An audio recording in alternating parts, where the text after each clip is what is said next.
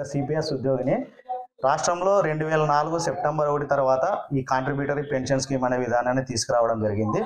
ఎవరైతే రాష్ట్ర ప్రభుత్వంలో ఉద్యోగంలో నియామకమైన వారికి ప్రభుత్వం చెల్లించే జీతభత్యాల నుంచి 10% మేము మా శాలరీ నుంచి కట్ చేస్తారు. అదేవిధంగా రాష్ట్ర ప్రభుత్వం 10% యాడ్ చేసి ఎన్ఎస్డిఎల్లో అమౌంట్ పెట్టడం జరుగుతుంది.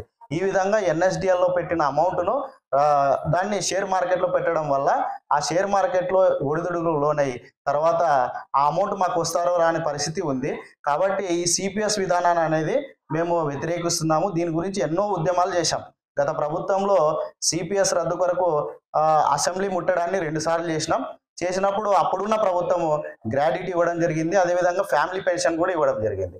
మరి ఈ ప్రభుత్వము అప్పుడు ప్రతిపక్ష నాయకుడిగా ఉన్న జగన్మోహన్ రెడ్డి గారు తన పాదయాత్రలో వచ్చినప్పుడు ఖచ్చితంగా నేను వారంలోగా సిపిఎస్ రద్దు చేస్తానని తెలియజేశారు.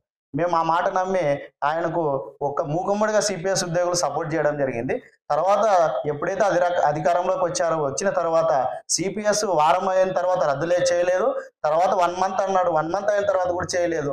తర్వాత ఇప్పుడు దాదాపు ప్రభుత్వం 5 ఏళ్ళు పూర్తయ్యడానికి వస్తుంది, కానీ ఎటువంటి సిపిఎస్ రద్దు గురించి హామీ లేదు, అమలు చేయలేదు. పైగా జీపీఎస్ అనే కొత్త విధానాన్ని తీసుకురావస్తున్నాడు.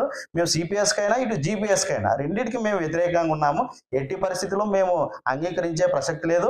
ఒక సిపిఎస్ ఉద్యోగ 30 సంవత్సరాల సర్వీస్ ఉండి తర్వాత రిటైర్డ్ అయిన తర్వాత మా డబ్బుకు భద్రత లేదు, అదేవిధంగా జీవితాలకు భరోసా లేదు. ఒక రిటైర్డ్ అయిన ఎంప్లాయీ తర్వాత తన ఫ్యామిలీ గురించి ఆలోచించి పిల్లలకు పెళ్లిళ్ళు చేయాలన్నా, అదేవిధంగా అనారోగ్య సమస్యలతో జీవితాన్ని లాగాలన్నా ఖచ్చితంగా రిటైర్డ్ అయిన తర్వాత ఖచ్చితంగా పెన్షన్ ఉండాలి. కాబట్టి ఈ విధానం సిపిఎస్ విధానం అనేది ఏదైతే ఉందో ఇది ఖచ్చితంగా దుర్మార్గమైన స్కీము.